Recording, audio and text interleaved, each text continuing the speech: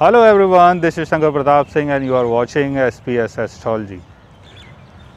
और मैं आज आया हुआ था अपनी फैमिली के साथ, थोड़ा ट्रिप पे था। कनॉट प्लेस की जगह है ये, और अभी मॉर्निंग के 5 o'clock हो रहे हैं और मास्क इसलिए लगाना पड़ रहा है कि यहाँ पर विदाउट मास्क घूमना अलाउड नहीं है, बट नॉट टू वरी। तो आज मैं आपको बताने वाला हूँ, आपने अक्सर देखा होगा कि ज़्यादातर जो लोग होते हैं शादी के बाद क्या होता है कि जो आपके इन लॉज होते हैं उनके साथ आपका रिलेशन बन नहीं पाता।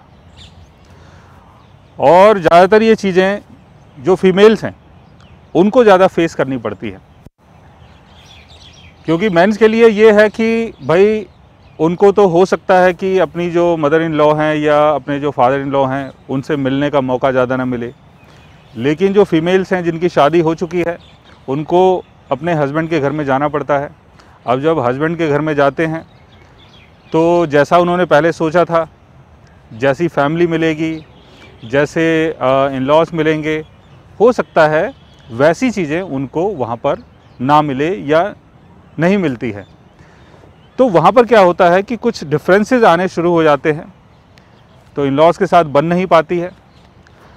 तो इसको हम अपने बर्थ चार्ट के थ्रू कैसे समझ सकते हैं? बहुत ही सिंपल है। आपके बर्थ चार्ट का जो 8th हाउस है उसका संबंध आपके इन लॉज से बनता है। अगर 8th हाउस का लॉर्ड अगर कम्बस्ट हो जाता है, वक्री हो जाता है, तो इन लॉज के साथ जो रिलेशन है आपका वो बिगड़ जाता है। 8th हाउस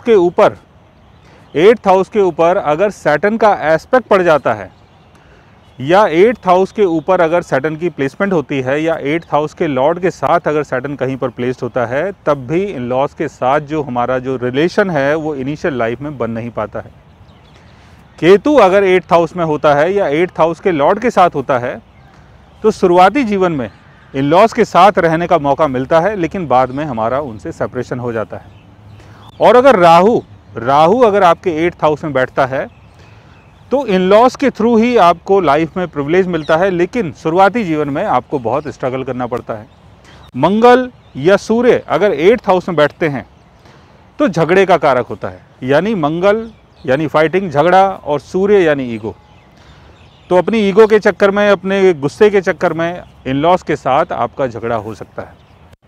दूसरा, 8th हाउस का लॉर्ड अगर 7th हाउस में होता है, 8th हाउस का लॉर्ड अगर 7th हाउस में होता है, तब भी इन लॉज के साथ जो आपका रिलेशन है वो बिगड़ जाता है। वो बिगड़ता इसलिए है कि जो इन लॉज हैं वो आपकी फैमिली लाइफ के अंदर कुछ ना कुछ काम करना शुरू कर देते हैं, यानी उनकी इन्वॉल्वमेंट हस्बैंड और वाइफ के बीच में हो जाती है।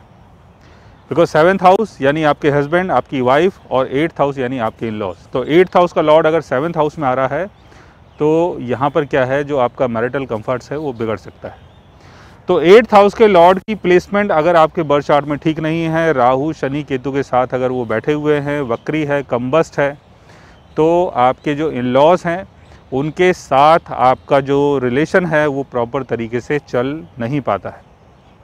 सो गाइज, आज मैंने आपको बताया 8th हाउस के बारे में और आपके इन लॉज के बारे में। अगर आप भी जानना चाहते हैं किसी ऐसी चीज़ के बारे में, या कोई ऐसी चीज़ अगर आप फेस कर रहे हैं, तो उसके लिए आप हमारे चैनल को सब्सक्राइब कर सकते हैं। और अगर आप हमसे बात करना चाहें, कंसल्ट करना चाहें, पर्सनली हमसे मिलना चाहें, तो आप हमारी वेबसाइट के थ्रू हमें मेल कर सकते हैं, मैसेज कर सकते हैं, और गाइज आप हमसे बात भी कर सकते हैं। So guys, take care, love you all and good bye.